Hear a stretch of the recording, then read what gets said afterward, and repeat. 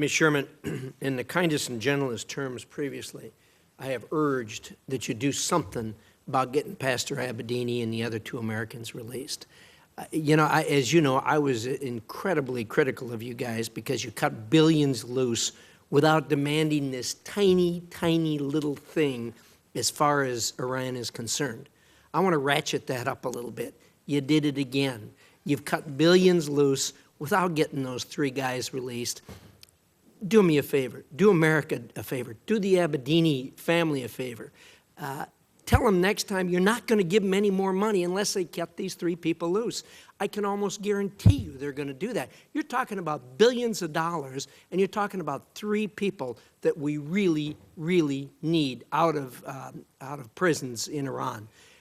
Try it. Just try it and see what happens. I'm willing to bet you they're going to cut those 3 loose in return for the money that you have available to give them. I want to move to the. I want to move from that, Mr. Cohen, to the talk about sanctions.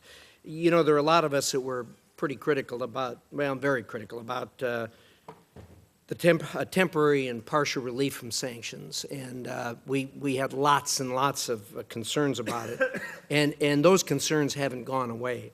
You made a statement that I find very interesting, and you said that, well, if this thing fails, no problem. Our sanctions alone will be able to do what we need to do to impose the difficulties on the Iranian economy.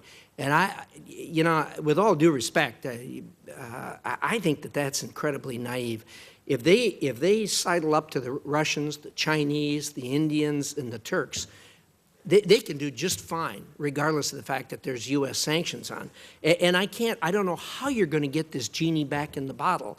Now that you've had this relief, I can't imagine what that phone call is going to be like between President Obama and Mr. Putin regarding putting those sanctions back on. So I wish you well in that regard, but I think this is going to be very, very difficult if it fails, and I hope it doesn't fail. I hope you guys are incredibly successful. I hope that in November the Iranians say we've changed our ways. We're going to be good people. We're not going to pursue these things. I hope you can. I hope you get there.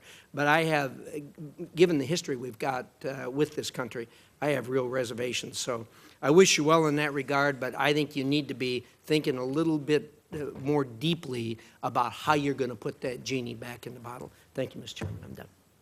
Thank you. Senator Coons.